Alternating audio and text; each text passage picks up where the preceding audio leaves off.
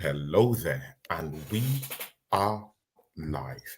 See ya, ladies and gentlemen. You are welcome to another episode of Real Talk Premiership Talk Show. But this time, because this is just going to be a test drive because I'm starting a new show with this brothers down here. So this is just our pilot copy because we just have to test around and test the waters a little bit.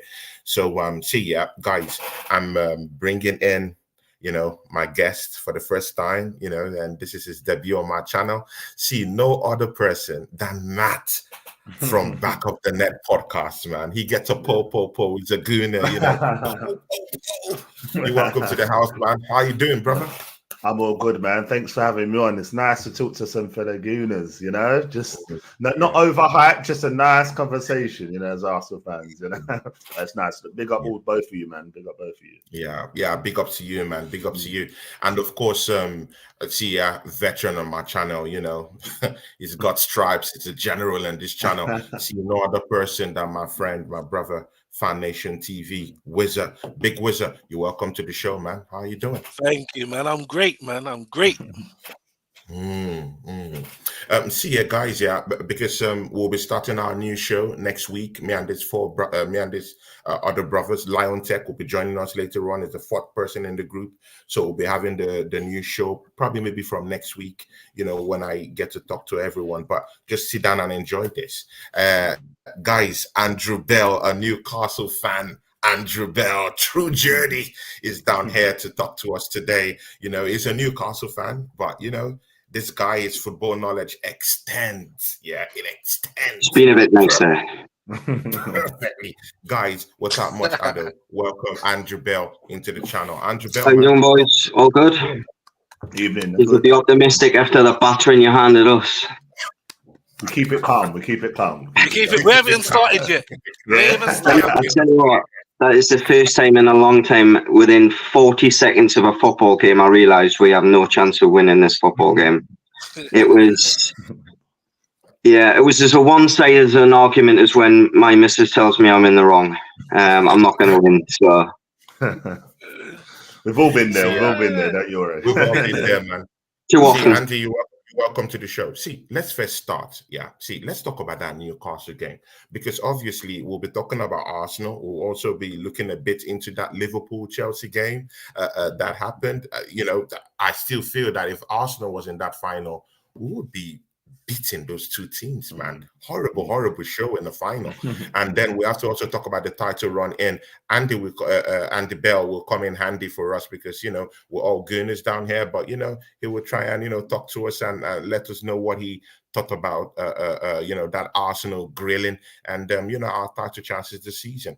And of course, I'll start from you, Big Wizard. Wizard, you saw that game against Newcastle. What do you think, man? Talk to us. Open the can of worms. Let's see what happens. So what I'll say, first half, I don't know if you lot know Nicky Barnes. But they used to call Nicky Barnes. He's untouchable. You know what I'm saying? We was untouchable in that first half. Like, I feel like obviously what happened when we was in Newcastle at St. James's Park where the ball we wasn't sure if it went over the line or didn't go over the line. But yeah, I feel like we came out with a point to prove. And we didn't want to leave it down to any decisions, any referee, any VAR. We just wanted to come out and smoke you guys. And you know what? Yeah, I was a bit nervous, especially after the Porto game, because sometimes when Arsenal lose, it may take 2 or 3 games just to get that rhythm, that motion, and that belief back. But boy, they came out. They was angry. They was depressed. Listen, Havertz was pressing. Literally, it could have been the first half could have been 4-0. Easy. First half easily could have been 4-0, and this is something that we've been seeing a lot recently from Arsenal. Everyone was saying we needed a striker. We didn't do anything in January. We had that little listen. Like Andy Bell just said, if you're having problems with your missus, just take her to Dubai because there's something going on in Dubai. There's something special happening in Dubai because, bruv, we're just coming out and we're just trashing goals for fun. Like setting records. Even you got to think here, even the great Arsenal teams, the great Man United teams, the great Chelsea teams, even the great teams of the Premier League, You haven't seen a run like this. You haven't seen a run like this. I was actually upset when we conceded a goal. I was actually upset when we conceded, even though I it was was Willock. surprised. Even though it was Willock, I was upset, and that shows how far we've come since obviously the new year. Yeah. So I was happy with the press. I was happy with Jorginho in midfield. Allowing Rice to be free. And listen, and that's what helped. If you noticed in the game, the reason why we was catching look so high up the field is Rice. Yeah. Rice is like I said, we owe West Ham at least another 100 million. At least another 100 million. At least another 100. What he does, I think to the unseen eye, it goes unnoticed. But if you really know the importance of how this guy just breaks up play, he don't try to do anything fancy. He just gives it to the players and says, "Go and play now." Yeah. And that's what you saw in the Newcastle game. No one was worrying about defending. No, we was winning the ball so high up, you wasn't having a chance to even get past our midfield to get to the defense. So that's why you only had, I think, you didn't have no shots in the first half. Which for a Newcastle side with Longstaff, Isaac, these guys like to shoot. Yeah. These guys like to have a pop. They like to have a go. Almiron, they like to have a go. So we just nullified you. And to be honest, it was amazing to see. And I just hope it continues, man. Like you said, we got Timber to come back. We got Tomiyasu to come back. We got Partey to come back. We got Jesus. You can't see back up the net, you know, rubbing it. Jesus is not even in the team. So Zinchenko as well. I know Zinchenko as well. Do you know what I mean? But again, one thing we did say before, I know Ben White's trying to kind of play, you know, come inside and be a bit inverted. But I feel like we've got 4 centre backs playing at the back. So I feel that just allows us to be a bit more confident, a bit more free flowing. There's a bit of more fluidity. Do you understand what I'm saying? Like everyone's a bit more relaxed. Saka, I mean, I don't want to say everything. Like I need to leave space for everyone else to talk, but Saka's been immense, man. Like we'll get into that. See, Matt, talk to us, man. That game against Newcastle, please don't spare Andy at all. Yeah, like rub it all over his face. Yeah, like I'm used to punishment. I'm married. Nah, do you know what? It is? Yeah, I feel like if you look at Arsenal last season, we were playing expensive football from the start to when it started going wrong. I think this season, as Arsenal fans, we got to the part where like, why are we not finishing chances? We weren't as expensive. Arteta was experimenting. But I feel like what's changed this season, we're not conceding chances. And that's the massive thing, you know, because as well as we were playing, we played a Man City. Man City beat us, if you remember, at home. This time it was different. Like, and I think it was De Zerbi or Thomas Frank. One of them was saying we had no chance against us. We didn't have chances. Like, they're Arsenal, the first team that have just shut us up. Like, you know what I mean? That little triangle, Rice, Saliba, Gabriel, it's amazing. Because like Weza was saying, with Rice, like you said, them tackles he does, you try and give it to your midfielder. He was just come and nick it. And if you remember, guys, he did it against us, and that cost us that 2-2 game at Upton Park, but London Stadium. So he's got that real knack of doing it, and I think that's what cost us in Porto. When he got that yellow, couldn't really do that. But yeah, we finished Newcastle, and that's the Arsenal that I want to see. And I feel like a lot of people say, "Oh, Newcastle crap," but sometimes give the winning team a lot of credit, because we finished them. We've all played football. We've all played football before. You know, where you just struck like, what, 4-0 already? Like, you know what I mean? I think Newcastle were like, do you know what? And Newcastle have a decent team, but you know, Isaac just come back. Almiron has been poor, but we didn't give them a chance to even get into a rhythm. You know, like Andy was saying, the first 40 seconds you could tell it was a wrap from then, and then obviously then we scored the goal. But if you realize in the games we didn't win this season, we had the chances, we just didn't score. You know what I'm saying? So we played Fulham at home, we drew 2-2, should have won it. Played West Ham at home, we lost 2-0. Again, should have won, had all them chances. You know what I mean? And it's frustrating. Tottenham at home, Jesus, when he missed So we've had the chances. So this whole thing that everyone said number 9, I was one of them, so we needed number 9. But Henri said it right. All we had to do was score. because we're not conceding the chances to just score the goals. But yeah, we were all over Newcastle. And I do think, though, as Wizard said, it was because of that St. James's game. And as Arsenal fans, it hurt us. You know, coming on Twitter after that game, and Newcastle fans were like, I don't care. It wasn't out. Yeah, cry more. I was like, you know what? I hope that is a team talk. I hope Arteta literally in the change was like, yeah, guys, let's watch this back. Like first, you know what I mean? Watch the highlights. Look at all these comments. And you go on that pitch and show these men why they didn't deserve to be us.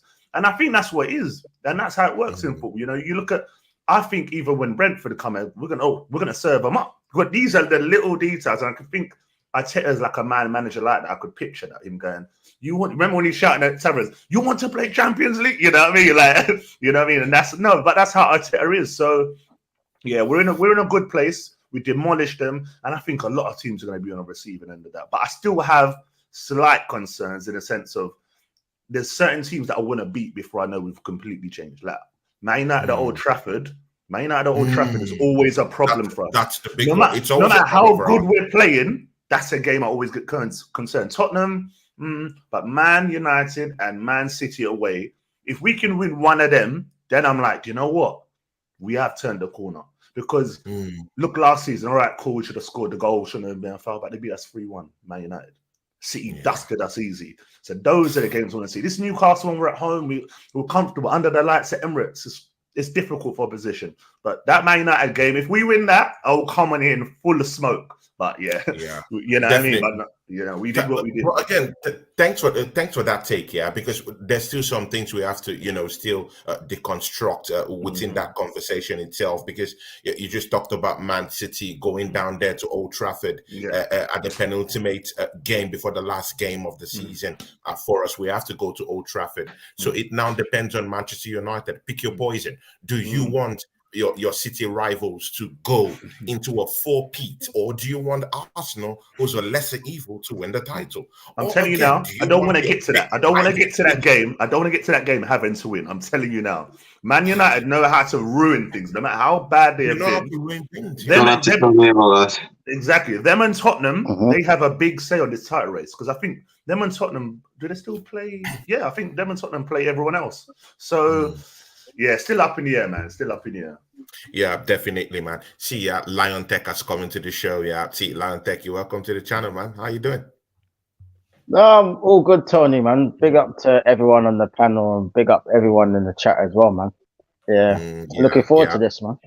Yeah, definitely, guys. Lion Tech will be the fourth member of the new show we'll be having. It will be starting next week. So me, him, Matt, and of course, Fan Nation TV will be doing that. Andy, if Andy wants to pop in most of the time, he can actually pop in. Andy, it would be nice for you to be the white guy in the group. Yeah, you can be the Eminem of the group. I was just thinking that I need to go on. I think I need to go on this somewhere. I'm definitely looking a bit pale there, but I think it's more the fact that I'm still suffering off the beating that we got. I mean, lads have said it there. I think summed it up there. I think everything that he covers most of the points that what Arsenal did well. Yes, okay, Newcastle didn't do a lot very good, but that was simply down to the fact that Arsenal was they definitely made it personal on the pitch, in my opinion.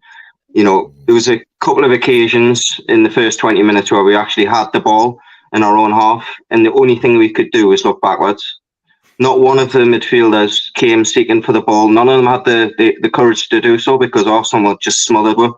And it set the tone, and I think, as you say, from there, they're full of confidence, don't get us wrong. You scored before that, you scored 21 goals in 4 games, was it? Conceded 1 goal, 3 shots on target. So we knew it was going to be a tough game, regardless of what went on in Porto. Granted, we've got injury issues, but I honestly don't think we could have Tonali, we could have Joe Linton, we could have had a full squad. If that was the mindset that Arsenal had that day, and can I start as a neutral as well, they're bloody good to watch when they're passing the ball around that fast. It pains us to say it, but they were bloody good. I just hope that next time we come to St. James's, we can have a similar scoreline the other way around. And maybe, knock your title challenge next season or whatever it be, because I was so looking forward to sending you a poor message saying unlucky kid, and I knew after a minute I wasn't going to be sending that message to you, mate. Yeah, definitely, Andy. But see, yeah, just before our brother Lante comes into the play, yeah, let's just open something up before he comes in. Yeah, let's don't act as if, because I've listened to the media. Yeah, I've listened to what has been going on, what they've been saying. They're saying, "Oh, Newcastle is a poor team. Burnley is a poor team. West Ham is a poor team. You're meant to beat these people." See, yeah, Newcastle coming up to that game, yeah. Newcastle haven't lost in about 5-6 games. Unbeaten in 5, yeah. I mean, not that we played fantastically. Bruno rescued we against Brentford. Bournemouth, we could have been 3-0 down in the first half. So it was kind of. You went to Villa Park. You went to Villa Park. You beat Aston Villa. It takes a team, yeah, that knows their onions to go down to Villa Park this season and beat Aston Villa. Newcastle went down there away. We ended their record, didn't we? We ended their record, but they got beat the game after as well. Exactly. You got a draw against Luton. You went down to the City Ground. You beat up Nottingham Forest. Even Bournemouth, you got a draw with them. Look at the performance Bournemouth put up against Manchester City. So let's don't act as if Newcastle, were the bombs of the league, because that's what I'm hearing. People are saying, "Oh, Newcastle, they're shit, they're bad."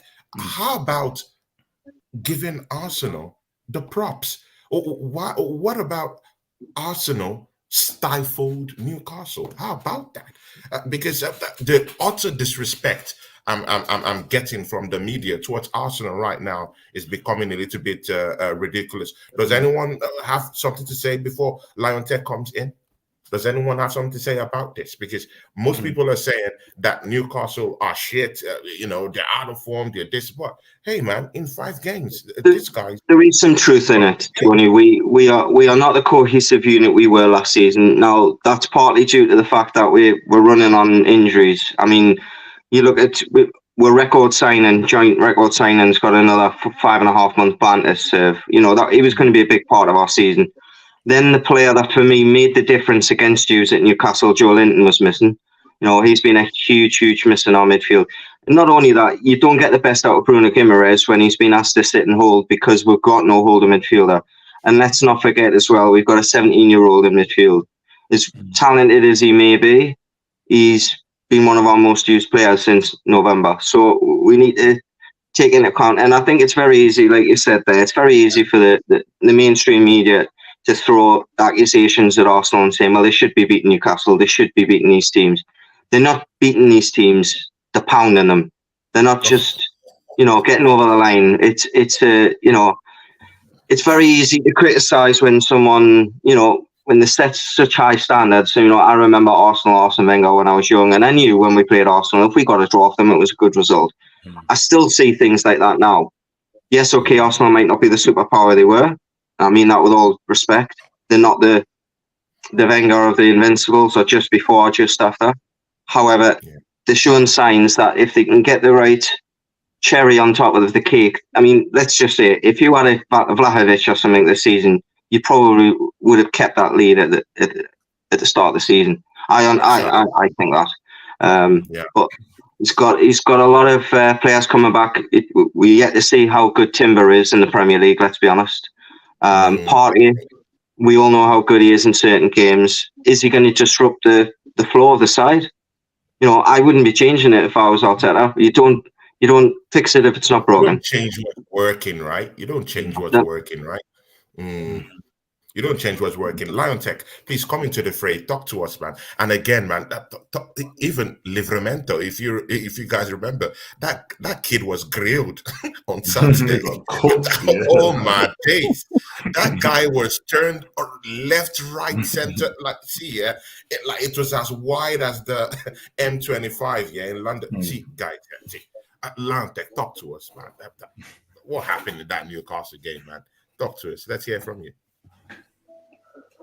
Yeah, it was just a good performance, to be honest. Like, after what happened in Porto, I just wanted a response, to be honest, because after that game, man, I was so deflated and angry, man, that I didn't even want to do a review for that game, to be honest, because I was that angry. But No, I'm glad that we got back to winning ways and that, man. And it makes the difference because what I wanted in the midfield is what we should have played against Porto. Because I wanted Jorginho to start, if you remember.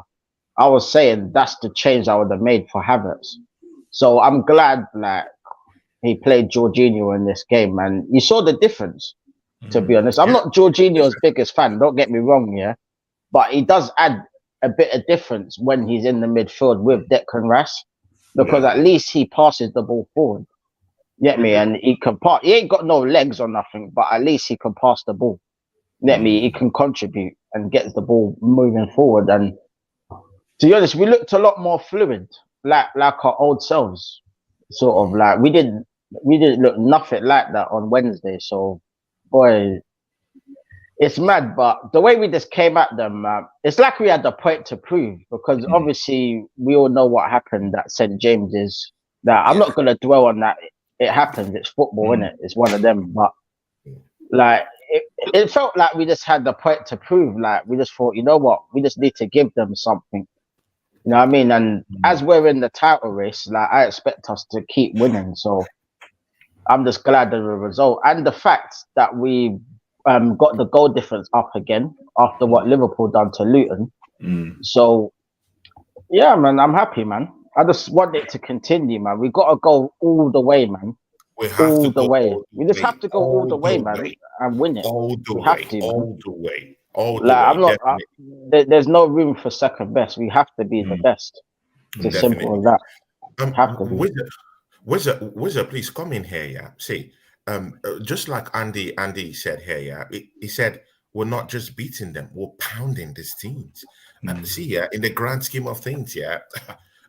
West Ham, a team 7th place in the league, 6-0. Burnley, yeah, bottom of the league, yeah, 5. Yeah, I understand that. Yeah, they're battling relegation. They've gotten their manager sacked. I get that. But again, when you come to teams like Liverpool, 3-1, which is the pinnacle, yeah, because if you're going for the title, these are the kind of teams that you have to be beaten, on your way to winning the league, right? Good. So we beat up Liverpool, 3-1, yeah. And of course, don't forget that game also against Nottingham Forest, a very, very difficult place to go to at the City Ground, yeah. Arsenal still went up there and still, showed them who's boss at the end of the day. But look, yeah, Arsenal is pounding these teams left, right, and center. Are you sunk in? Do you believe? And I mean it. I'm coming from a very humble place. Yeah, I'm not trying to. We humble. But I think Matt said it the best. We need to go to Man City and win. We need to go to Old Trafford and win. I still want to win at Anfield. Do you know what I mean? I still want a big win against Man United. The 8-2 still hurts. I still want a big win, and this would be the best season to do it the way we're playing right now.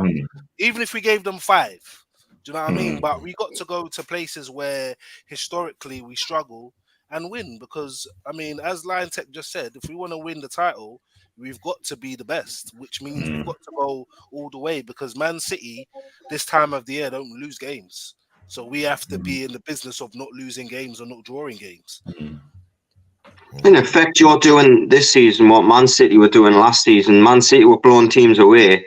Yous were, picking up the odd draw. Bear in mind, Man City drew the other week. Yes, Man City are getting over the line in games at the moment, but they're not blowing teams away like you were last season. So maybe the guard has changed a little bit this season, and the momentum is with Arsenal a little bit. I do agree. If you're going to have games towards the end of the season, and you might be talking about games where you're confident at the beginning, I don't know, Everton away, yes, you should be beating Everton away, but when it's a potential 6-pointer where if you win that, it puts you 3 clear, or that's the games where it doesn't matter about blowing teams away, you just win the game. And if you can keep the ball like you did against us and smother it, I back you. I really do. Providing that you can keep Odegaard, Saka and Saliba fit. Matt, I'll bring you into the fray, Of course, we've just talked about Man City, in this argument, We've just talked about Man City in this argument, with the way Man City is playing, they're not really like blowing teams out of the water, right? Andy, they're not blowing teams out of the water, right? Because they're just scraping through these games. Look at that game against Bournemouth, just scraped through 1-0. Is it that the fight is no longer there? Because of course, there's what we call the law of diminishing returns. Yeah, when you keep winning, it gets to a time where you'd say, "Hey, you know what? Yeah, let's pause a little bit." Do you think that the law of diminishing returns is starting to set into this Man City team? In some quarters, the same media and the same big time YouTubers that were supporting Manchester City all have something different to say right now, that Kevin De Bruyne isn't getting the goals right now that Rodri isn't really on top gear, that Kevin De Bruyne isn't scoring goals for fun. I have injury problems also. Alvarez moved in to play as a midfielder just to make sure he's in the team, because he could decide to say, "Hey, I'm leaving this team next season if I don't get a run of games." So of course the manager has to find a way to actually slot Alvarez in. All these things have a way of kind of like affecting Manchester City's game. What do you think? Do you think that fire is still burning in Man City too? Do they still have the cojones to do this at the highest level? Shout out to One Touch TV is in the channel. Big up to One Touch TV. Football Pants is in the channel. One Touch TV. That's a great guy, man. Big up. He says, "Oh yeah, now big up the panel. Smash the likes. One game at a time. We are the least experience of the tree. We need to keep winning." Big up to One Touch. You know what? I think what is with City. I'm sorry. Andy had to take a break. So shout out to Andy. Andy, if you could come back, let us know. Yeah, man. No, I was just saying, I think with City, obviously they won the quadruple last season, and obviously there's no team that's done the league back to back 4 times. I feel you got to think about it. They've won it. They've got the team for it. They, unlike everyone else, they don't have to play a best starting 11 every game. They have a big squad. So when you look at the games at Bournemouth, it's what they do, innit? City will find a way to just grind it out. If they had to light it up in the last 20 minutes, I can guarantee you, they would have just turned it up and scored 2-3. But they know they can miss a couple of chances and then maybe get a goal and win a game. Obviously, Bournemouth could have got the equaliser, but I feel right now for Pep, it's all about just this point in the season. It's just about winning the game. Like right now, as Arsenal fans, we're talking about 5-0, 6-0. We don't care if we win the league on a 1-0 or a 2-1. It don't matter. So I feel like that's what Pep's doing at the moment. And if you realize, like last season, what Pep will do at this time of the season, he'll keep the same back four. And I guarantee you now, I think he's going to settle on Akanji, Stones, Diaz, and Aki. That's what he's going to do now. He did it last season. Remember when he was playing with Rico Lewis, all of that? And then suddenly he was like, no. Arsenal have destroyed it now. No, we're going back to the normal. And then he started putting Walker in, and all these big men started coming back. And then that's where they won a league. So Haaland hasn't warmed up yet. Still top goal scorer, but hasn't really warmed up yet. But I just think, for me anyway, I think if the further they go in the Champions League, I think they'll slip up somewhere in the Premiership. I don't know what game, because obviously the Premier League is unpredictable. But I just think with us, we've got that fire now because of what happened last season. You know what I mean? And where we were so close. And you can see the players, and that's where Declan Rice comes in the sense of it is a different team in the sense he's brought a different mentality. He's won the Conference League. People can laugh at that, but he's a captain of a European winning team. So he's come in, and even if you look at after the games we lose, who's the first person to talk? Declan Rice. We lost to Lens. He come out, he spoke after Lens. And I remember when we lost to Lens, I was pissed. I was so vexed. I remember being at work going, who's going to come out and talk about what? And he come out, he was like, it's a long season, it happens. And I felt so much better. I said, you know what? I'm behind you. And then you look at this one as well, the Porto one. And as Arsenal fans, we feel like, cool. And I'm sure Lion Tech was pissed as well of the whole Porto game. But when you hear Rice or players come out and go, we know what we've done wrong. We hear it. We're going to rectify that. That's all we ask for. You know what I mean? Like Wes said, with Arsenal, we've got a habit of when we lose one, we go on this run, 2, 3, then we win a jammy one, and then we go on a run of winning 8 to 10. You know, so I think City, there's somewhere they're going to slip up. But what we need to do is when they have the big game, whether it's Liverpool, we need to win that game. I don't know who we're going to have in them games. If we can win that game and open, even if open a 3-point gap, because of our goal difference, I have no doubt that Sheffield United and all these other teams, we're going to keep racking up, and that counts as an extra point. So by the time you get to an Old Trafford, you want it to be where, God forbid, Man United beat you, but yeah, just beat Everton at home and you win the league. You know what I'm trying to say? So that kind of position, right? You need to leave yourself a buffer. The problem is we didn't have enough of a buffer last season before we played that City game, because I knew that City game was a wrap. The moment they smelt blood, I was like, oh God, Rob Holding at the back against these lot. It's a wrap. It's done. You know what I mean? So yeah, so it is tough. But like One Touch said, we are the most inexperienced ones of all three. But I just feel like somehow we're gonna find a way into. I genuinely think we're gonna nick it. But I'm sorry, but again, isn't that an excuse already that we're we're the most inexperienced? No, not so much. Because see, Matt, we bottled the league last season. Yeah, let's get it. We bottled the league. Yeah, come on, man. But again, teams like Liverpool, they've bottled the league. They've bottled the league time and time without number. But again, there was a bounce back, and they won. And they won the league. Of course, City's, they're a big monster in this league. You have to be on point. You have to chase them to the end like dogs. I really do understand that. But again, Arsenal should take experience from last season, because it doesn't get better than last season. Last season, we topped that league for about 258 days. Personally, I think that's experience enough. We should be calling. We should be at the forefront to win this league this season, man. I hear what you're saying, but everyone else probably agree. Klopp and Pep, they are. Let's admit, as much as we love Arteta, they're a level above Mikel Arteta. Facts. Pep Guardiola is that guy. We know what his mindset, how he gets the players going, everything like that. He's a boss. Klopp is man management. Like, let me tell you, the way he said, "I'm going to leave," the timing of it. He's smart. He knew. He knew by saying it when he said it, these players are going to go, do you know what? We got you, like we're winning you something before you go, and it's them little things there. So I think we're quite unlucky. Any other team in that title race last season would have won the league. End of story. But Pep's Man City, it was like, and you could feel it as an Arsenal fan. It was slowly eating up. And if you remember as well, our games were always before theirs, and it switched at one point where they would play before, and you could see the Arsenal players, they weren't playing their normal game because of the pressure of what they're in, because no one expected to be in a title race last season. You know what I mean? This season as well, I don't know if anyone expected to be back there again, considering, because people did doubt it. So at the end of the day, it's an experience thing. It's not an excuse, but I do expect better this season. And I want to win it. I'm looking at it now. I'm like, what? You're 2 points off Liverpool. Your goal difference is the best of all. Arteta should be saying to them, listen, go to Old Trafford, smash them, man. Smash Tottenham. Forget opposition. We're smashing teams full stop.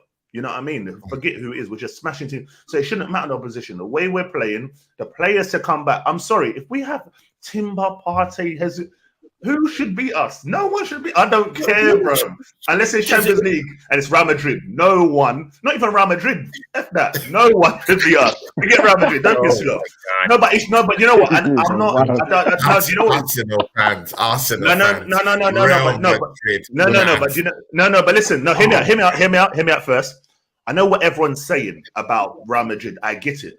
I'm not a stupid Arsenal fan, but I'm talking a Real Madrid 11.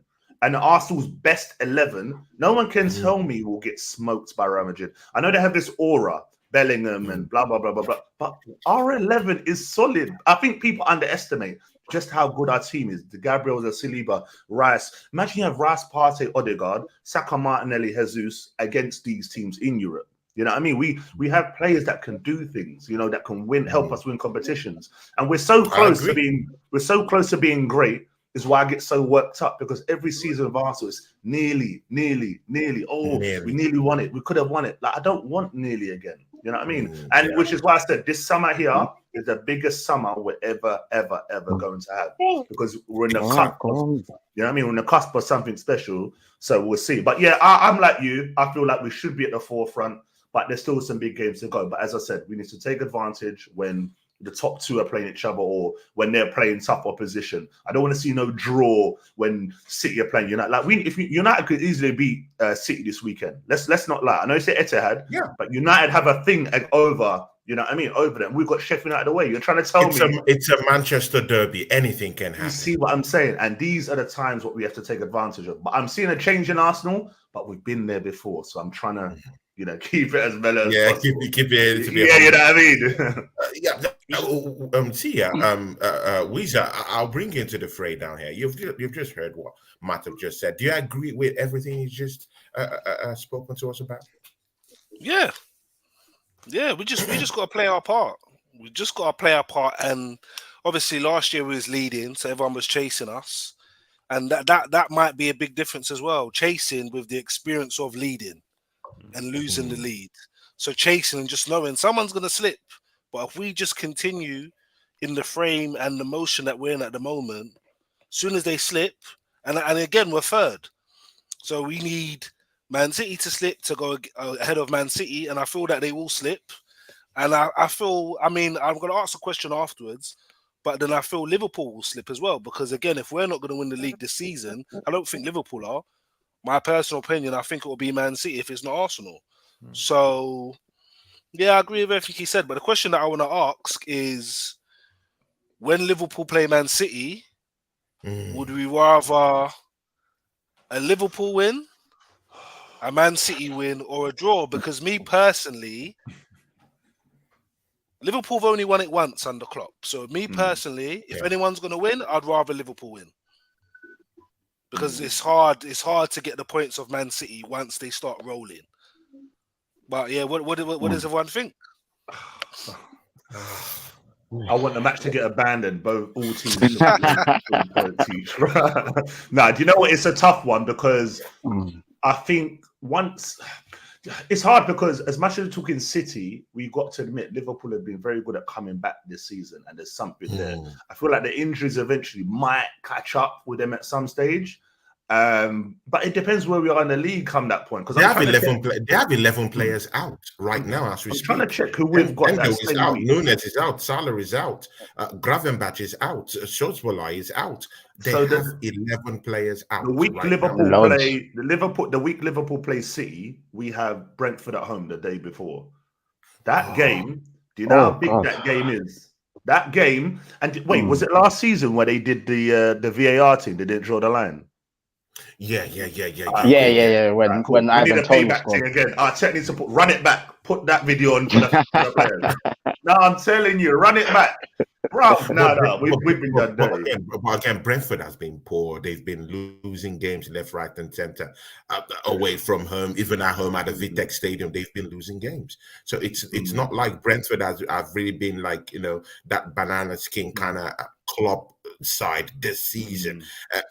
Of course they were doing quite well at the start of the season, but when Ivan Toney came back into the fray, everyone just ceased trying to get the team over the line and just tried to focus on Ivan Toney and giving him the reins, and probably maybe that has kind of like distorted the kind of unity they first saw at the start of the season. So the flow is no longer there. The only person scoring goals for them is Ivan Toney. They're losing games left, right, and center. Arsenal have a big shout in winning that game. Lion Tech, I'll bring you into this fray right now. Yeah. Do you think the reason why Arsenal is winning these games right now is because we are not really under pressure? We are third in the league right now, and we're just playing our game. We're just going to the game knowing that, hey, we're not really under any kind of pressure. We're not topping the league right now. We're happy to stay where we are. And in the last 5 games, we could just come in and, just like a smash and grab, we could just tap, boom, 5 games. Before they know what has hit them, if they go and play a draw at Anfield, of which Man City never really go out there to Anfield to get a win. Let's stay correct. And they go get a draw. Tap, boom. Arsenal gets into that fray, win most of their games, win the league. See, this is just me dreaming and screaming out loud. Do you think it's just because of? Do you think it's because Arsenal isn't number one right now? There's less pressure. unlike last season where we're topping that table, lots of pressure for Arsenal, going away from home, lots of pressure. Went to West Ham, the pressure down there. Southampton, the pressure out there. Of course, Southampton has always been a boogie team for Arsenal on the normal, regular day. So definitely the pressure, Arsenal faced last season. Do you think this season that pressure is a little bit looking like, a little bit on the downside? That's why Arsenal is blitzing teams without remorse and pounding them, to the limit.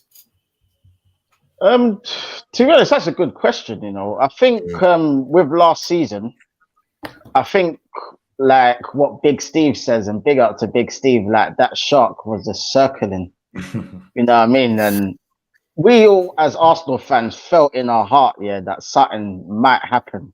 Like I certainly felt it. You get me? So I was just thinking, oh God, I hope we don't bottle it, but we actually did in the end. This season, I think it's a case of, we seem like we're playing under no pressure because we're not leading the Premiership like we was last season. So we're just trying to keep up with the chasing pack.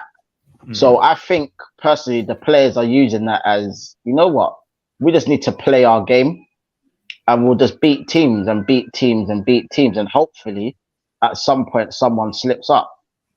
Like what Matt was saying earlier about Anfield and that.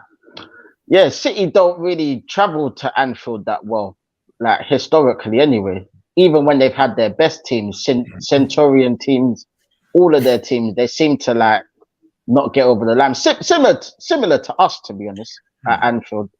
Like it's just one of them bogey grounds for them. But to be honest, this season, it's kind of hard because I don't know whether I'll take a draw. I don't know whether I could take a draw in that game or a Liverpool win. But City can't come out of that game with 3 points, in my opinion. Either way, they cannot. They have to drop points at some point because I see them as the biggest threat. Don't get me wrong, Liverpool is a threat. Don't write off Liverpool, and they will get their players back soon. I know they're out at the minute, but they're gonna come in when they need it at the most in their running. So they're gonna be on it as well. But like what Whistle was saying earlier, like Tottenham, Man United, who else is there that we have to face? Villa at home. We've got Brighton at home. Brighton away still. Yeah. So all of these teams. We have to go to the Etihad. We also have to go. Yeah, exactly. We have to go to the Etihad. Exactly. So these games like Etihad, Old Trafford, especially White Hart Lane, we have to win all of them games. We have to win all of them games. Like if we don't win any of them games, you could forget the title. I'll just be honest. We have to win all 3 of them games. By hook or by crook, we have to win all 3 of them. And you know what record at Old Trafford, that's going to end at some point. Can anyone here with chest say we're going to go to White Hart Lane, and beat Tottenham Hotspur? Can anyone say it with chest? Didn't we beat them last season? We beat them last season. I think we'll beat them, I think we could beat them last season. I remember we should have beat them this season. Jorginho slipped. It was 2-1. Yeah. I think with them as well. Do you know what it is? Back in the day when they used to beat us, they used to have a bit more of a defensive mindset so they could keep a clean sheet against us. But I think that high line. This is what I'm saying. The way Big Ange sticks by that, if we have a fully fit team, I can't see us losing. And this is, again, it's not because they're going to come out and attack us. That's the thing. They're going to come out and we play. We don't concede too many chances, but all we got to do, over the top ball, sack up Martinelli, just go. Just run, go for it, right? Yeah. And you know what? Sorry, just quickly what Lion Tech said about we have to win all 3. I'm looking at the fixtures and I'm thinking City have United, right? If United miraculously won the game, which would really help, and then we won, I hope so. Would we go 2 points ahead, right? Then they have Liverpool away when we have Brentford.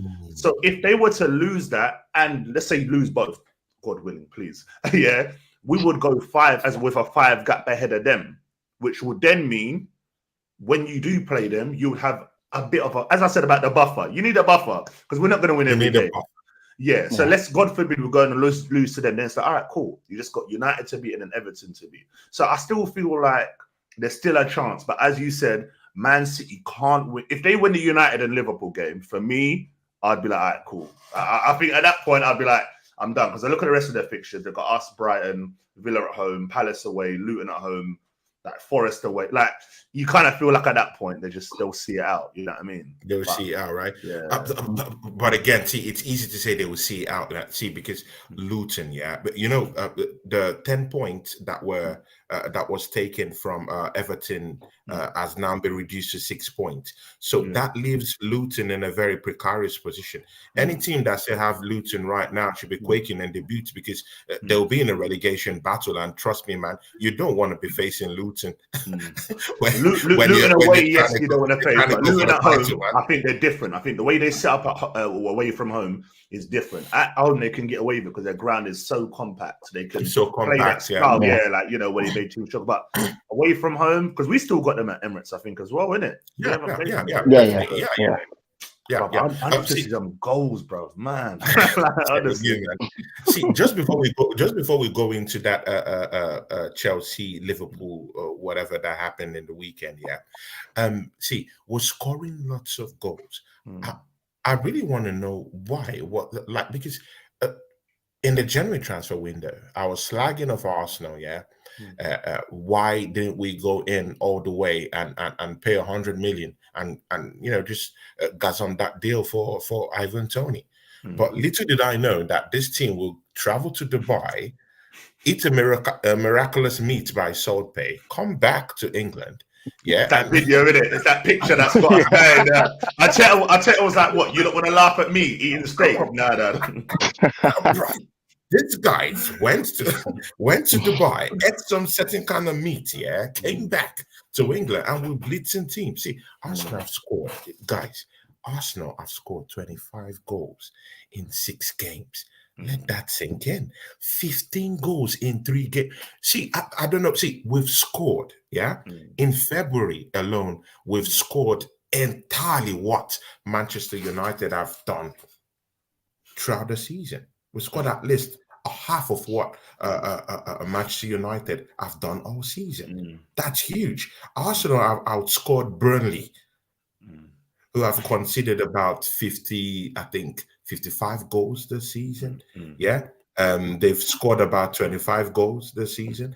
Arsenal in February alone have gazumped what Burnley has done the whole season. That's a testament to our striking and our attacking acumen, the way we're blitzing and pounding these teams. Guys, what's the elixir, in this team right now that has made Arsenal, that renaissance in scoring goals this season? Wizard, take us through it, man.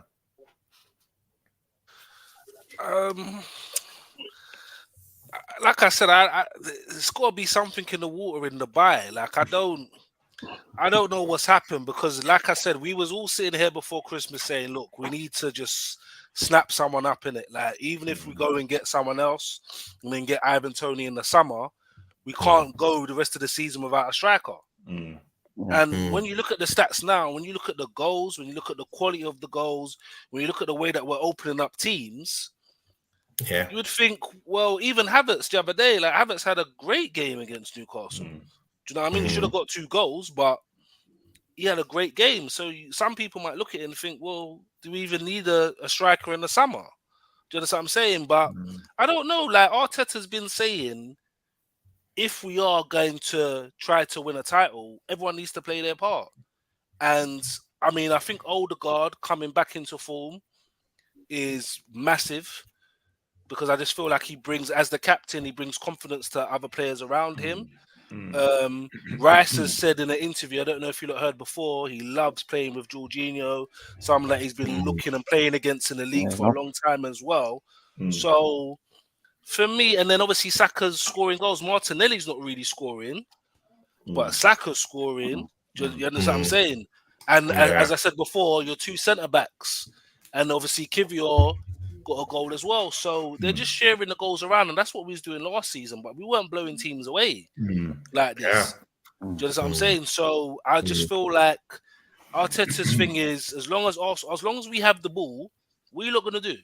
Yeah, sure. And if you remember, Tony, I said this earlier in the season when every time Raya got the ball, he's just fumbling about with it. And it was another way of wasting time. Instead of maybe going to the corner flag or whatever, we waste time during the game. It could be maybe 20 minutes in a game. We're 2-0 up. We're wasting time.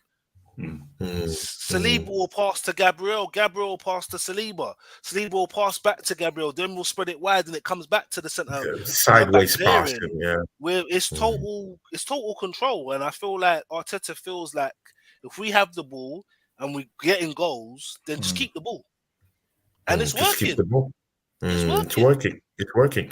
Of course, Matt, I'll bring you into the fray. Of course, take a cue from that question. But again, if you look at the tactical changes Mikel Arteta has made, Odegaard is playing a little bit more deeper, to come in, get the ball, try to push up and build the play from there. Because in that way, you can be able to have your attacking midfield still come in a little bit more deeper and help build that attack going forward. Definitely, we've even seen Jorginho take up that mantle, build up from the back. You could see that crossfield pass he laid up to Martinelli. Martinelli knew that pass was coming.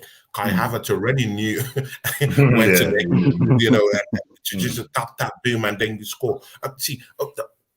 Now that we're really scoring these goals right now, do you think this tactical approach, where most of our attacking midfielders, even Trossard, I've seen Trossard go even more deeper, a little bit more deeper to get the ball and try to progress the ball up pitch. Declan Rice now moving from that point of number 6 to even a number 8 in most games, sharing and moving, and this thing is kind of like confusing our opponents. They don't know if Declan Rice is a 6, they don't know if it's an 8, and he got a shot in it. Like this tactical changes, what do you think is really the cause of why Arsenal is getting these goals right now? Because there's a reason. Do you know what I feel?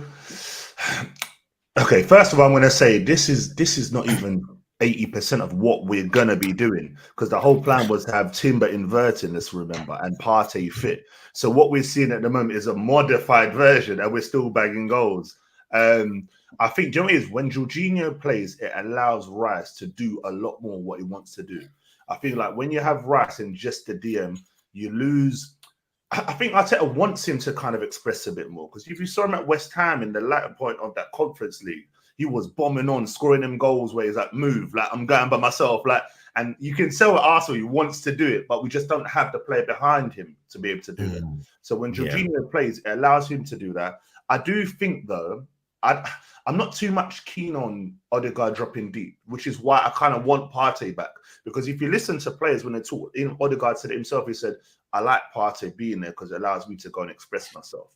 So exactly. the moment you do get Partey, and I know Jorginho will be there, but Partey and Rice, bro, imagine your Odegaard, you're like, bro, I'm going. Like, I'm good. Like, what, behind me, them two? You know what I mean? Because we talk about Jorginho don't have the pace.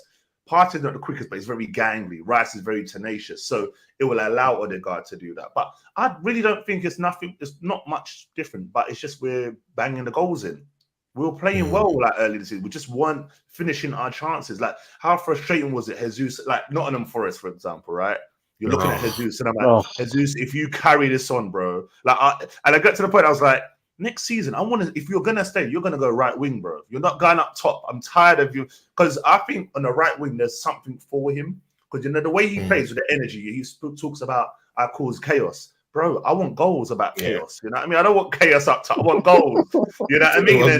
You know what I mean? But I think, do you know what? Where we had a mastership was Trossard. He, for me, is our Jota. He is our version of playing in that false nine. We talk about dropping deep. Teams don't know what to do when Trossard plays, because if you're a defense now and you see Trossard, Martinelli, and Saka, you're probably seeing all of this, and you're like, "Yo, who's going to let who's right?" When you play Jesus, you know what you're getting. Jesus is going to back up against you, battle, pass it to the side. But I think we're a lot more unpredictable with Trossard, and Trossard is the guy up top that will get the ball and shoot.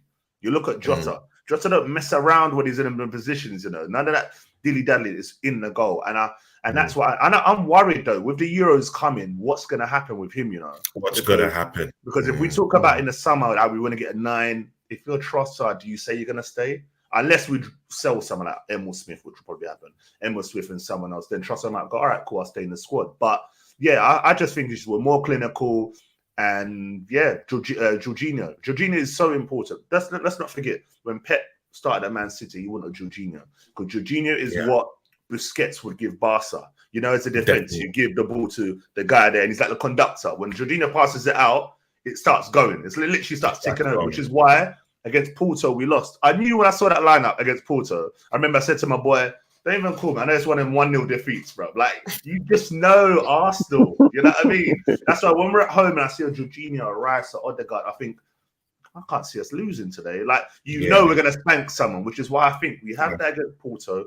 We'll do that. We'll spank them as well. Like, you know what I mean? And I feel that's what we stumbled upon. And I big up to Arteta because he's probably seen, you know, he likes to rotate a lot, but now he's looking like, bro, I need to stick with this here. It's working. I need to stick with this squad a little bit. And then as well, we're at the right time because you can slowly implement Timber, bring him in against, I don't know, is it Sheffield United or Brentford? Oh, let's play last 20 minutes. We'll just warm up. Partey, come in as well. Like, we're getting to the point where if you not just stay fit until May, we are good, you know. We are, honestly, and I don't like to gas up the team too much, but we are cushy if they're all fit.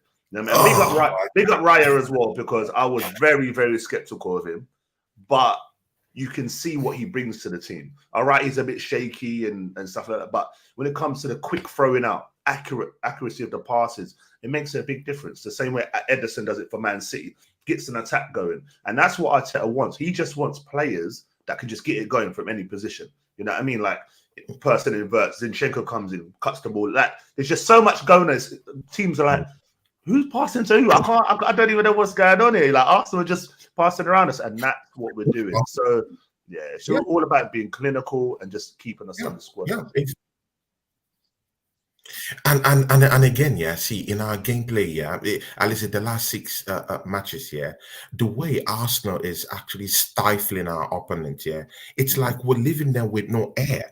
Like, we suppress them so bad that these guys don't even know how to start an attack. They don't know if they should go through a back pass. Like, it's so hard for them to breathe.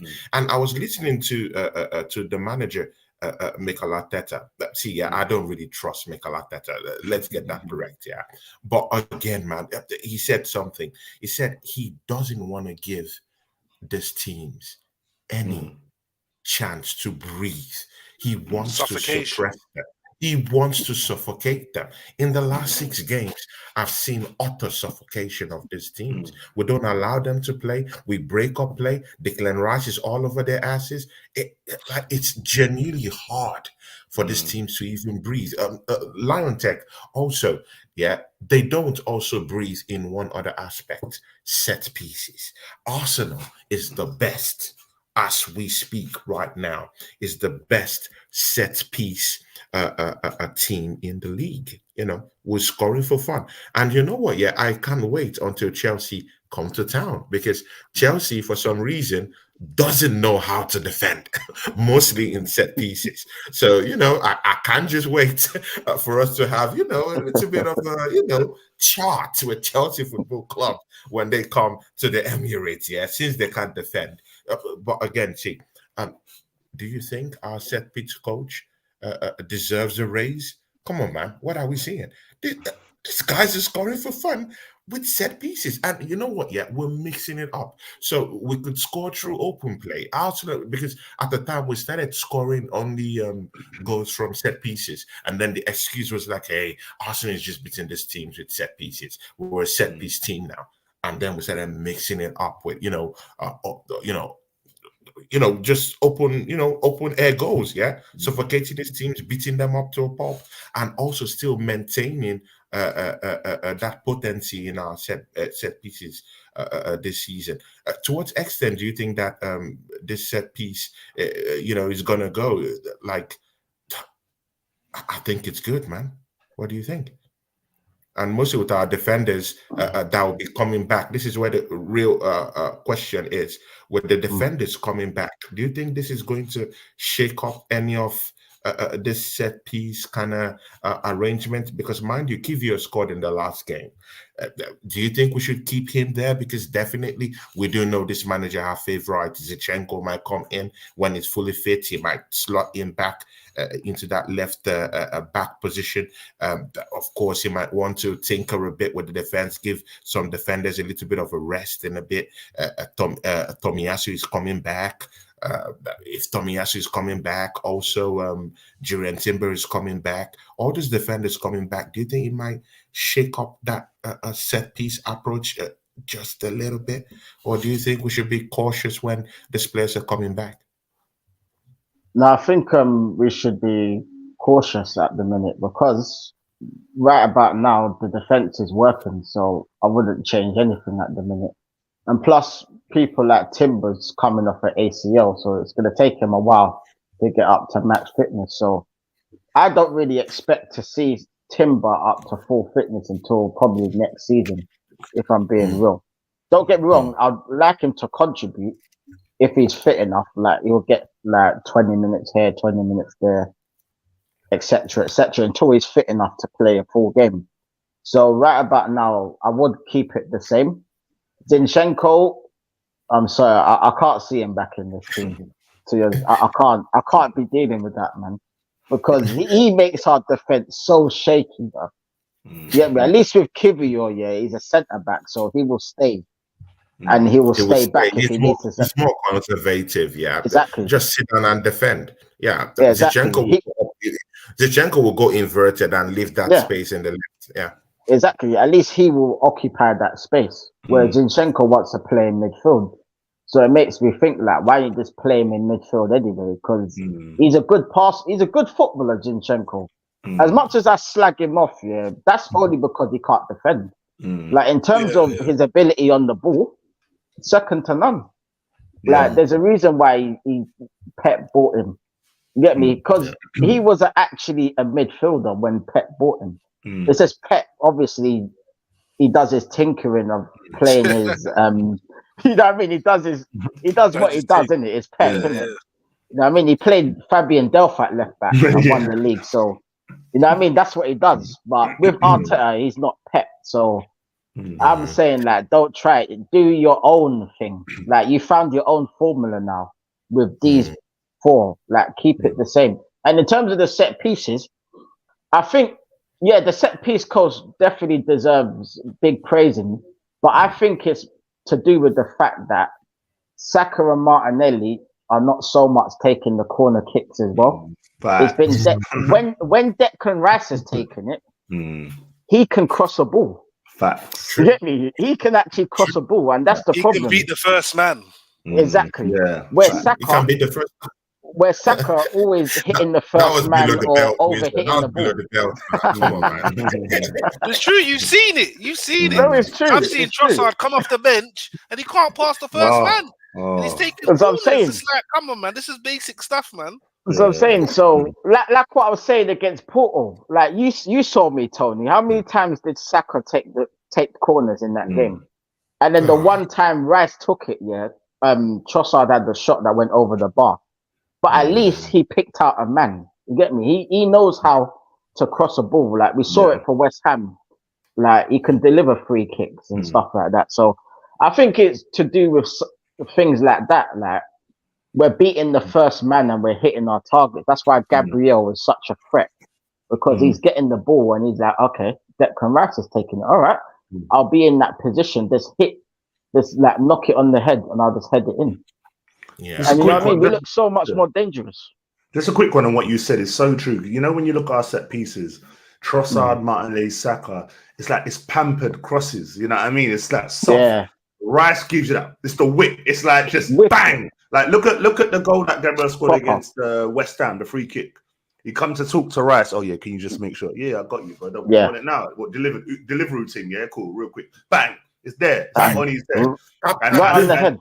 Right in the head. And you know, another thing I want to say, just quickly, I want to touch it. I think we've now got height and physicality.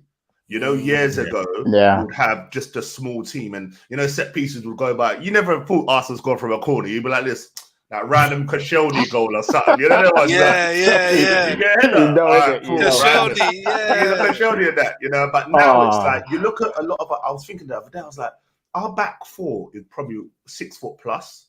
Midfield with forward as well. You know what I mean? And now you've added now you've added Havertz. Teams must look when we've got a set piece. And I think they brick it. And I think even though they know what they've got to do, they're like, right, someone pick him up, man. Because we're very tall now. And I think that's where it causes a lot of issues for a lot of teams. And it's a weapon. It's an absolute weapon to have. I love it. Honestly, when I see a corner, I'm like, right, take this one. Go find Saliba this time. You know what I mean? Like I'm in the corner myself, you know. But yeah, like, honestly, we're finally, getting of that, and that's something that should not change at all. Let Rice keep taking it, honestly. Unless you play Man City, sorry, by the way, because if they're attacking, we need Rice back there. You know what I mean? We need Rice back there. You know what I mean? Yeah, true. Yeah, Weezy, why don't you say something? Yeah, just to add, it's the same thing that you lot are saying. The ball is so on point. Even if it touches their defender, it's going in because you're putting it in the danger zone. That's what it is. Man's put it in the danger zone. Just get your head on the ball. Anyone, it's going in. Do you know what I mean? It's Deliveroo time. That's what we're on now. Deliveroo. Trust me. Deliveroo. See, guys. Can anyone say with chest right now? That in our second leg game of the, of course, Champions League coming up against FC Porto, can anyone say with chest right now that, you know what, that a so-called Real Madrid legend who would be 41-year-old when he comes down to the Emirates, see, guys, can anyone say with chest, right here, that we can be able to, get a goal past the 41-year-old defender? Come on, man. Oh, we're scoring.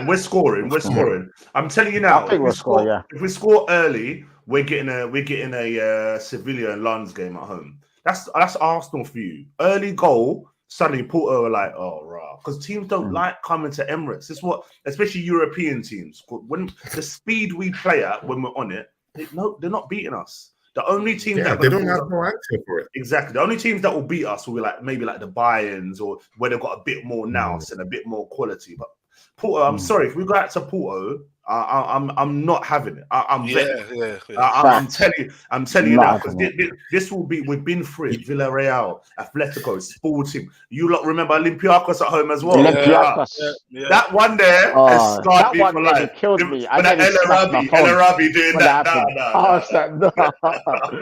You know what I mean? I don't want them games. Go and dust these lot 4-0.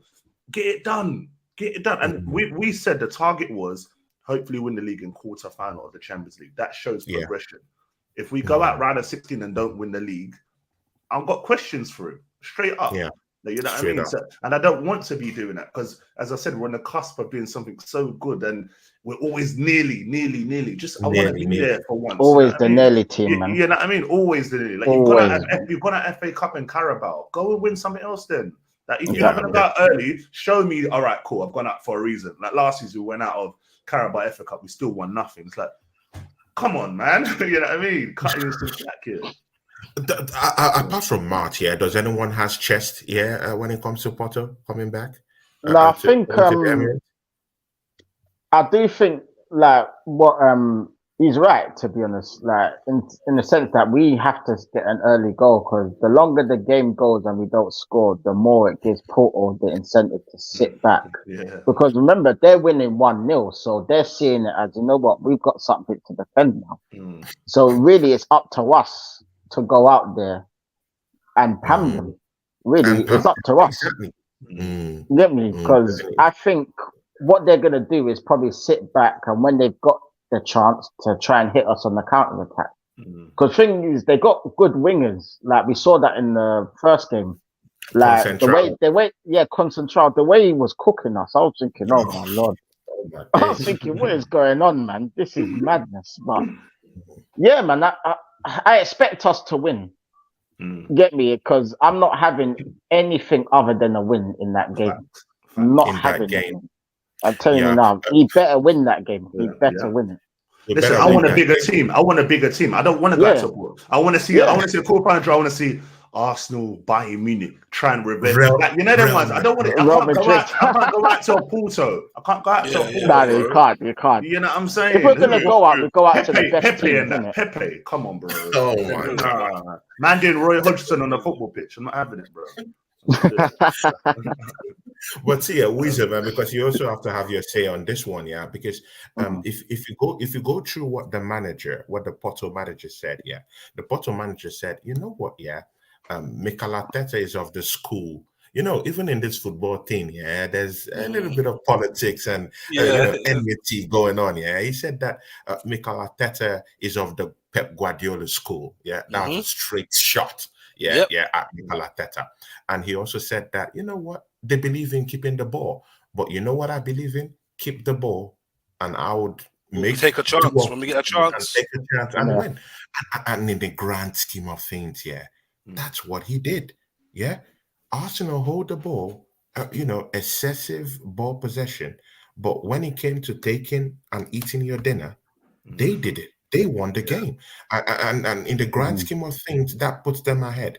You know what? Yeah, coming into this game, yeah, if he decides to still follow the tactics he did, if you kind of like look into what he did, he choked the midfield, made sure that his wide players were, out and alert for any space they could get at all. So they were attacking like dogs whenever they sense that Arsenal, have gone for that attack and trying to get into that counter attacking spaces. They were quite fast. They choked the midfield with Varela, and then the other side, Nico, choked that midfield to the core, making sure that mid block was very, very, very perfect, so that Arsenal would be truncated and our liquidity and our fluidity with the passing of the ball, wouldn't be liquid enough, to pan them over. So do you think that Mikel Arteta will find a solution? Because we do have a problem breaking down these teams that keep a low block in it. Yeah, but I'm gonna tell you why why we're gonna wrap them up. Yeah, I see the manager smoking a cigar, dancing. Yeah, yeah. After the first leg. Oh, man. Yeah. They got us with that. It's an old video. They got us with that one. Oh, it's an old one. Yeah. Oh, is it? Again, that's Arsenal, isn't it? People love to wind us up, bro. But yeah, we did it before. I know. Because I'm just. But the thing about it, even the way they celebrated at home, like it's 1-0, but the form that Arsenal been in, you're coming to the Emirates, so cool. 1-0 at your ground in Porto. That's fine. Listen, if someone said to us before the game, would you take? I would have taken that. Even though obviously it looked like it was going to be a draw, I would have taken that, especially after the performance. Yeah, definitely. They got to come to the Emirates. Yeah, they got to come to the Emirates, and from last season, we've kind of been making it a fortress. Yeah, the fans are behind Arteta, so the atmosphere is. I feel like we've taken over Anfield. They've only got that song "You'll Walk Alone," but the atmosphere at the Emirates is crazy. Crazy.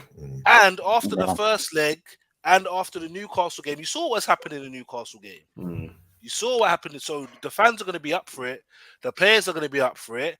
My only concern is I think there'll be a bit of nerves. If we don't score and it gets to like 30 minutes, I feel like there'll be a bit of nerves. And sometimes when there's nerves, players start to go into their shells and that fluidity is not there, and there's a lot of mistakes, and then picking up silly yellow cards. But I'm confident that I'm confident we'll win 2-0 at home. I'm confident we'll shut up definitely shop.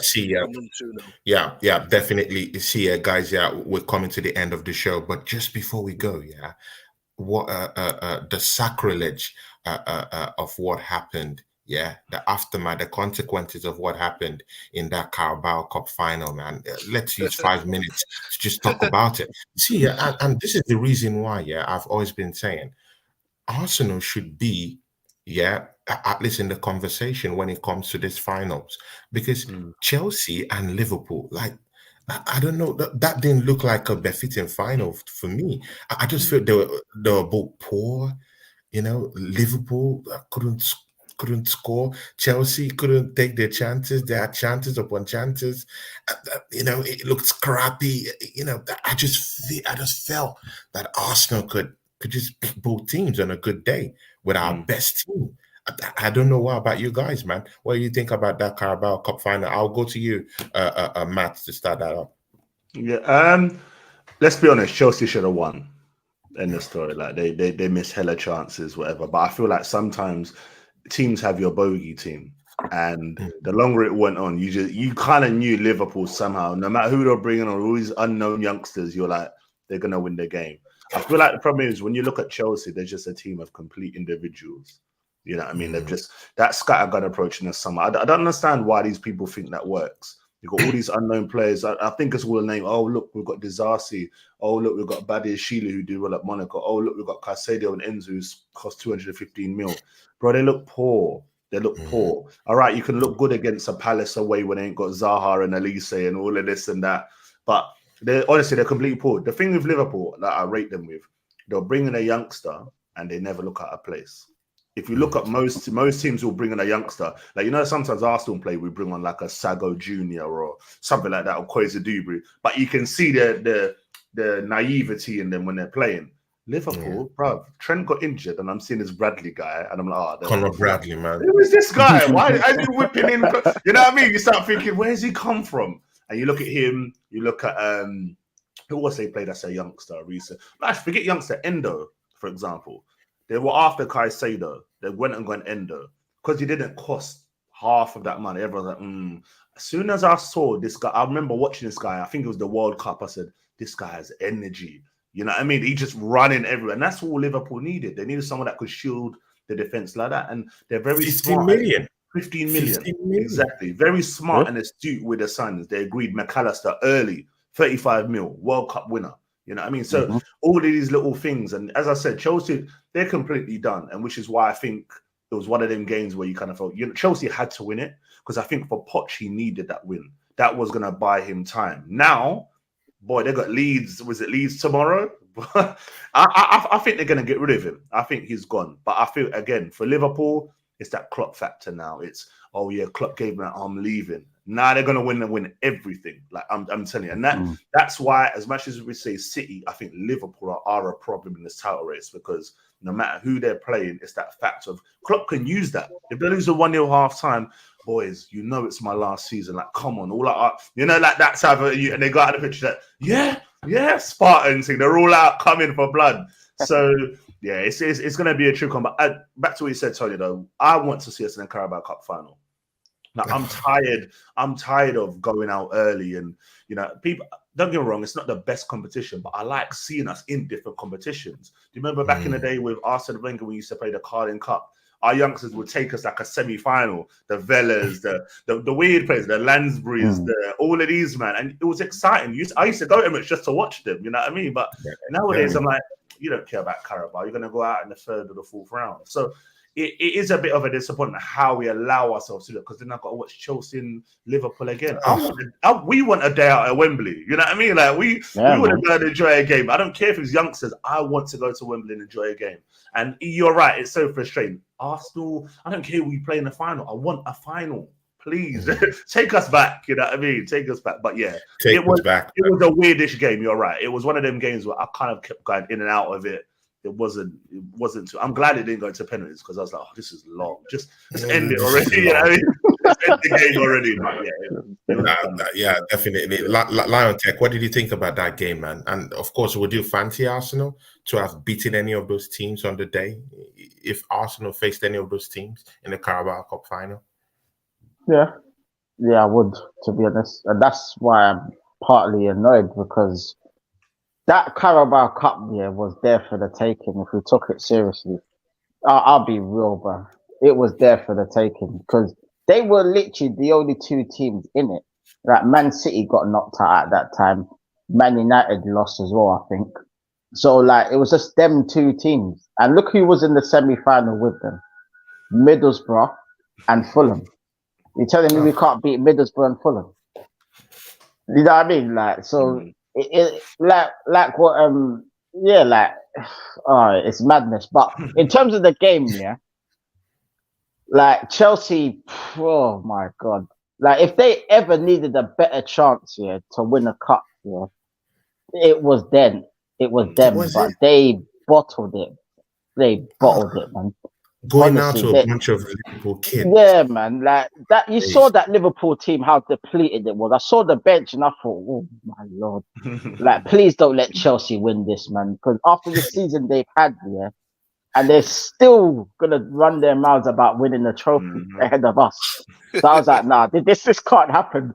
So I was sort of like threatened before the game, like thinking, oh, Chelsea, this is Chelsea's game to win. And when I was watching the game, yeah, at the start, Liverpool was on the front foot, and then Chelsea grew into the game. But Chelsea, oh, they missed so many chances. Like Gallagher, oh lord, like he should have scored his chance. Like Enzo trying to do a back heel in the box. Yeah. Oh yeah. Like what are you doing, man? The final. Like what? Yeah, in the final. Like what are you doing, man? And like I'm not sure too much about the Sterling goal. Was that offside? I couldn't really see because that camera angle was dodgy.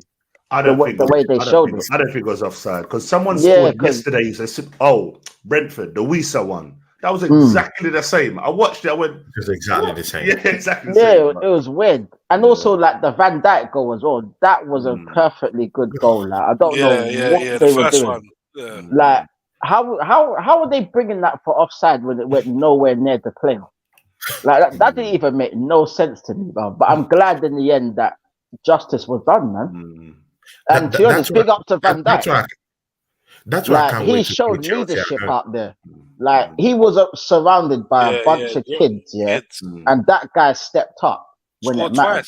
Scored twice. Exactly, he scored twice. Yeah, like he stepped up. He carried that team on his back. He thought, you know what, I'm going to get us through this. And that's the kind of players you need if you want to win trophies. Players like Van Dijk who are leaders that will carry their team over the line when it matters. That's it. You get me? So that, like, because like when you lot was saying about the inexperience earlier with the team, I get what he's saying because in the sense that we haven't got over that line yet. With Liverpool, they've gotten over the line. I know it's only once in the league, but they've gotten over the line. We have to prove now that we can get over that line. And until we do that, everyone's going to always talk about, we're the nearly team. We're just the nearly like team. People talk about us like we're Tottenham. That's how they're talking about us. Literally, nice. that not winning nothing, competing and just not winning nothing. You get me? Like, I don't want to be like that. I want to go back to like when we was winning, like under Wenger days. Even when we was crap, we would pick up an FA Cup every now and again. Exactly. I mean, we're not even doing that anymore. We're going out in the third round, fourth round. Like, especially under this manager, like this manager in cup competitions, is horrible. He is horrible. The record is horrible, man. So he needs to fix that next week in the Champions League. He needs to fix that. He needs to win a trophy this season. Wizard, 100%. Wizard, close the show for us now. So give us your take. Let's close the show. I'm gonna come from a different angle, man. Can you imagine going to school the next day, bruv? Can you imagine? Like, I'm a boss, bro. I'm going with the medal. Oh my gosh, bro. Did you see the video of everyone clapping? Like, bruv, that is why we love football. That's why we love football, man. Moments like that. Do you know what I'm saying? Even the teachers that you don't like, you're like, did you see me though? Yeah. You see me though? Forget that, bro. Them gal in school are not hiding from me. You know that was, bro. Now walking the lunchroom, swinging it. That's what I'm trying to say. Like, swinging that, you know, like the 50 cent chain that spins. Like the chain that spins, bro. Just like that, bro. No one can't chat to. That's it, flossing, bro. Trust me. Listen. No, because that's what it was like when I was going to school back in the days. Like when we was winning titles, like I could go in with my chest. Like I ain't felt like that in a long time, man. Yeah. And I need that injected in my veins again, man. Like it feels like I'm a broken man. I need to be fixed. I don't want to be miserable talking about this team. You get me? Because it ain't good for my mental health. Like I need to win, fam. You know what I'm saying? Good things is happening. So, like I said, that's what I'm saying. Hopefully, the fact that we're chasing is the difference this season. Yeah, it's a difference this season. Yeah, guys, let's be on our way. Guys, thanks for joining us. Because in our community, many people were doing shows today, so definitely they will come back to watch it. Please smash the like button, subscribe to the fellows who came here today. But we'll start with you, Weezer. Talk to these people. Where can they find you? And talk to us what you got Firstly, coming up. big up Andy, who was here with us earlier, and big up my boy, man, Bance, Lion Tech. You know already, bro. Good to have you on the show. Get me back. man. You done your thing. Catch me at Fan Nation TV, YouTube, and Instagram. And sorry. Obviously, big up Tony, the main man that set all this up and gets us together, man. Tony, never forget yourself, bro. Big up. Big ups, man. Lion Tech, please talk to these people. Where can they find you, man? Yeah, Lion Tech's TV on YouTube and Lion Tech's on Instagram. So just follow your boy, man. But big up to Tony for having me on the show again. Big up Wizard as always. Big up Matt. Big up everyone that was watching the show. You get me? Like, thoroughly enjoyed it, bro. So yeah, it was good. Like, big up everyone in the chat, man. And just subscribe to Lion Tech TV. Big up to everyone, man. Yeah, big ups. And then our special guest today, who made his debut today, I told you this guy got punches, his punch lines are like, hey man, Matt, talk to these people. Where can they find you, my brother? Listen, you can find me Back of the Net podcast. Obviously, someone trying to take my name, so I've got the BOTM podcast, so you'll find me on Twitter. I'm on Instagram as well, TikTok. All socials, man, you'll see. But if you go on my Twitter, you'll find all the list of them. But listen, big up everyone on the show. Everyone subscribed, liked, everyone showed. And Tony, big up for having me on, man. Really appreciate it. I feel good. You know when you talk to Arsenal as you release, I feel so good now. It's like therapy, isn't it? Yeah, it's proper therapy. I love it. I'm ready to run around now, boy. I'm ready. Yeah, man. So, guys, because I like the chemistry. I like what we have down here. So, probably maybe by next week we'll start a new show together. I'll have to talk to each and every one of you. Let's see if we can make this a consistent show, and then we can be able to multicast it to our various channels. So everyone eats a piece of the pie. So it will be very, very nice for us to converge and talk about Arsenal, the run-in, and then next season we can now start a new season of the whole thing. So let's see if we can get that running. Guys, smash the like button, subscribe to the guy who made his debut on the channel today, Matt from Bot Podcast. Subscribe to Fan Nation TV, Wizard, and Lion Tech TV. Guys, I think I'll be back with Bant on Friday for the Arsenal Crash Talk. So, you'll be seeing me and this crew, definitely. Andy might be popping in once in a while to come show some love, in the channel. Maybe to just add a little bit of milk, to the whole coffee thing down here. So, big ups. And that's what he sent to me. So, he sent me a message. The milk's gone stale, Tony. So from me and my brothers down here, we are out. Catch us next week. Big ups. Blessings, man.